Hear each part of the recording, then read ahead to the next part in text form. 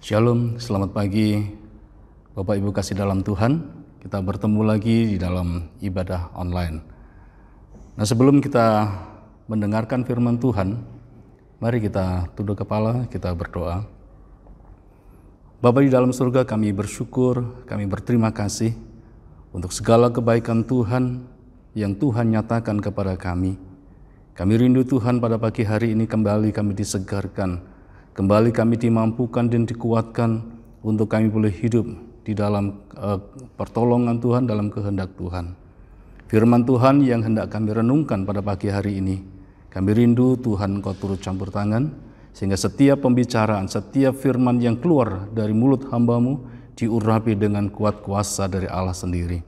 Terima kasih Bapa, kami mengucap syukur dan sambut firman-Mu di dalam nama Tuhan kami Yesus Kristus. Amin. Jemaat kasih dalam Tuhan, mari kita membaca bagian firman Tuhan pada pagi hari ini.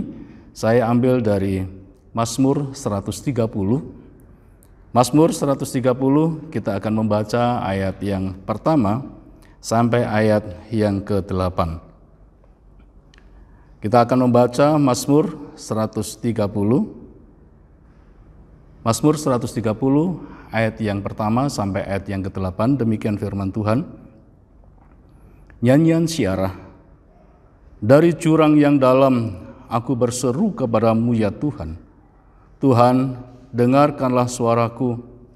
Biarlah telingamu menaruh perhatian kepada suara permohonanku. Jika Engkau ya Tuhan mengingat-ingat kesalahan-kesalahan Tuhan, siapakah yang dapat tahan? Tetapi padamu ada pengampunan, supaya Engkau ditakuti orang.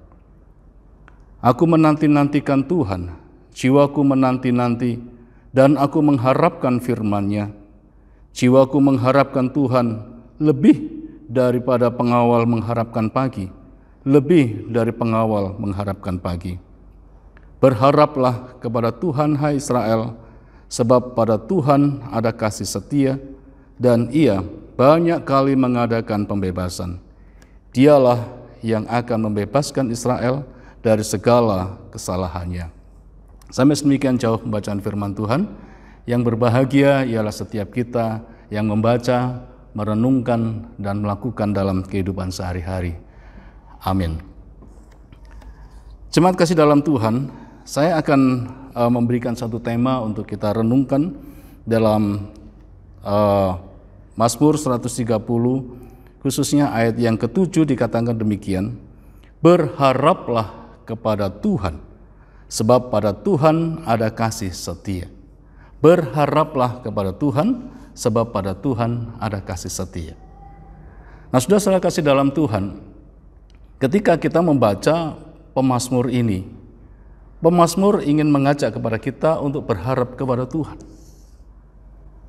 Nah, keadaan seperti apa yang sedang kita harapkan sekarang ini? Saat-saat ini kita sedang mengharapkan sesuatu. Ada begitu banyak gejolak, ada begitu banyak masalah-masalah yang muncul di sekitar kita. Problema-problema, baik itu masalah keluarga, baik itu masalah anak, bahkan juga masalah ekonomi. Belum lagi dengan kondisi cuaca yang sekarang ini ada begitu banyak masalah. Baru saja kita mendengar ada gempa bumi di Cianjur. Kita ikut prihatin. Kita ikut bergumul. Apakah situasi seperti ini sesuatu yang menyenangkan? Saya pikir tidak. Apakah masalah seperti ini, apakah ini menggembirakan? Tidak. Justru ini menjadikan satu keprihatinan bagi kita. Untuk saudara-saudara kita yang sedang tertimpa musibah, betapa mereka sangat bergumul, betapa mereka sangat menderita. Bahkan mungkin harta benda mereka banyak yang hilang, nyawa yang melayang. Nah, saudara-saudara kasih dalam Tuhan, apa yang bisa kita lakukan? Apa yang bisa kita kerjakan? Keadaan seperti ini menuntut kita untuk senantiasa berharap kepada Tuhan. Kita tidak bisa berbuat banyak. Selain kita memberikan bantuan-bantuan sosial, bantuan-bantuan mungkin yang bersifat sementara, setidaknya ada sesuatu yang sedang kita harapkan lebih daripada itu apa? Pemulihan. Alkitab menggambarkan ketenangan dan kedamaian. Nah, saudara-saudara,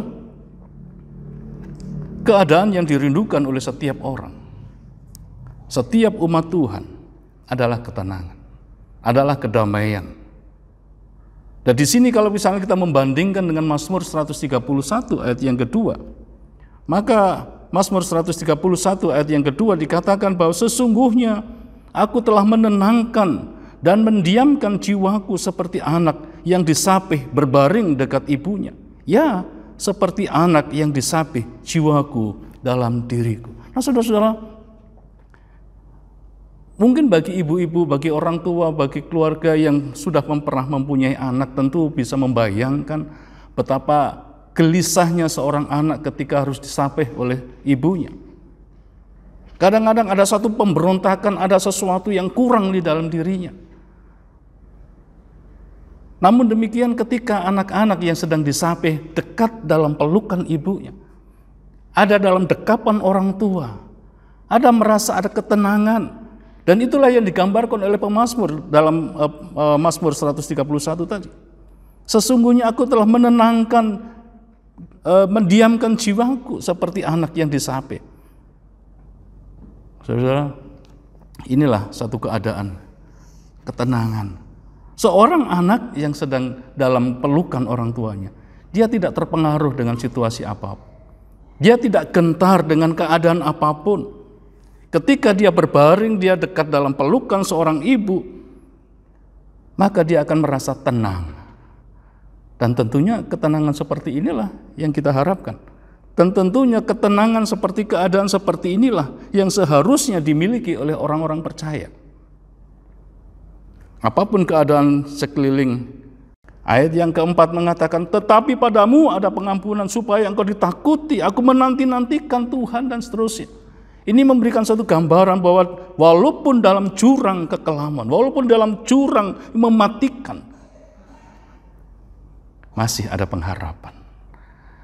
Masih ada pengharapan, masih ada kemungkinan untuk kita bisa terlepas di sana, yaitu meminta pertolongan. Harapan satu-satunya jalan yang dapat kita tempuh hanyalah pengampunan di dalam Tuhan. Sehingga dikatakan oleh firman Tuhan, hanya pada Tuhan ada pengampunan, hanya pada Tuhan ada kasih setia, hanya pada Tuhan ada kedamaian dan pendamaian. Itulah harapan kita. Itulah yang senantiasa kita keluhkan kepada Tuhan. Kenapa Tuhan Engkau mau mendengar orang-orang seperti ini? Karena kasih-Nya. Berharap kepada Tuhan diungkapkan oleh pemazmur, katakan bahwa jiwaku mengharapkan Tuhan lebih daripada pengawal. Dari seorang pengawal mengharapkan pagi. Saya mencoba untuk membandingkan dengan beberapa terjemahan-terjemahan yang lain, dikatakan, aku merindukan Tuhan lebih daripada seorang peronda merindukan fajar. Terjemahan yang lain juga dikatakan, aku menunggu Tuhan seperti penjaga yang terus menunggu datangnya pada pagi hari. Dan masih ada beberapa terjemahan-terjemahan yang lain yang ingin memberikan satu gambaran betapa orang yang hidup dalam kegelapan malam hari hanya menantikan terang.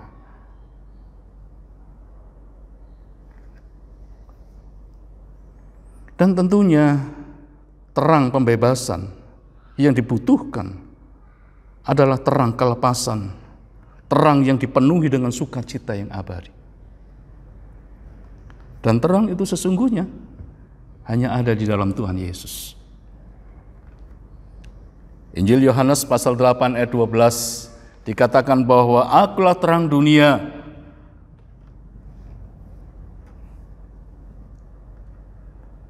Kalau Tuhan berkata bahwa akulah terang dunia, maka kenapa kita harus mencari tempat yang lain? Kenapa kita harus mencari tempat-tempat terang yang lain? Mungkin dunia memberikan terang, tetapi terang yang sementara. Tetapi dalam Tuhan Yesus berkata, akulah terang dunia. Setiap orang yang mengikut aku tidak akan berjalan dalam kegelapan, tetapi akan mempunyai terang hidup. Tuhan tidak berkata, akulah terang Israel. Tuhan tidak berkata, Akulah terang orang-orang Yahudi, tetapi Tuhan berkata, akulah terang dunia. Itu berarti bahwa setiap orang yang percaya kepadanya, setiap orang yang mengaku mau menerima Dia sebagai Tuhan dan Juru Selamat, beroleh terang itu di dalam hidupnya. Ini memberikan satu pengharapan kepada orang yang hidup dalam kegelapan. Masih ada kemungkinan untuk kita bisa masuk di dalam hadirat Tuhan, dalam terang kemuliaan Tuhan, terangnya yang ajaib, untuk mengalami hidup dalam terang yang penuh dengan sukacita. Mungkin saudara saat ini sedang bergumul dengan ekonomi, bergumul dengan sakit penyakit, bergumul dengan masalah-masalah yang lain, masalah keluarga, masalah suami istri, orang tua dan anak, persoalan-persoalan yang semakin hari semakin merucut kepada satu pertengkaran, konflik-konflik yang mungkin berkepanjangan. Nah, saudara-saudara, pemazmur berkata, aku menanti-nantikan Tuhan. Adakah saat ini kita sedang menantikan Dia? Adakah saat ini kita sedang merindukan Dia? Tuhan memberikan pengampunan, Tuhan memberikan kelepasan, Tuhan memberikan pembebasan atas dosa-dosa dan pelanggaran-pelanggaran kita. Tuhan Yesus sudah datang. Tuhan Yesus sudah datang melalui satu peristiwa yang sebentar lagi kita akan rayakan. Yesus datang melalui kelahiran, melalui Natal. Nah, saudara-saudara, mari kita kembali melihat Kristus sebagai bukti kasih Allah. Kristus menyatakan diri dan diberikan satu kesempatan untuk membawa manusia datang kepada Dia. Setiap orang yang sudah terperangkap dalam dosa, setiap orang yang sudah terjebak di dalam kehidupan maut, hanya melalui salib Yesus kita mengalami pengampunan. Hanya melalui salib Yesus kita mendapatkan jawaban. Kita diperdamaikan dengan Allah. Dan oleh karena itu, mari kita dalam memasuki sukacita dan persiapan-persiapan yang akan kita lakukan dalam perayaan-perayaan Natal, mari kita tidak melihat makna Natal itu sebagai satu sukacita yang semu, makan, minum, pesta pora dan sebagainya. Tetapi mari kita kembali melihat bahwa Yesus memberikan terang yang sejati. Yesus memberikan damai yang sejati. Tuhan Yesus memberikan kehidupan yang sejati sampai Tuhan datang kedua kalinya. Karena Yesuslah sumber kedamaian itu. Karena Yesuslah sumber pengharapan itu. Karena Yesuslah sumber sukacita itu. Maka sangat salah ketika kita dalam masalah-masalah besar, dalam pergumulan-pergumulan yang berat, kita lari kepada hal-hal yang lain, bukan kepada Tuhan. Yohanes pasal 15 ayat yang kelima katakan, jika kamu di luar Tuhan, maka kamu tidak dapat berbuat apa-apa. Di luar aku, kamu tidak dapat berbuat apa-apa. Ini kata firman Tuhan. Tuhan Yesus yang berkata demikian. Oleh karena itu ketika Tuhan mengatakan, marilah semua orang yang letih, lesu dan berbeban berat, maka ini memberikan satu kesempatan kepada setiap orang untuk datang kepada Dia.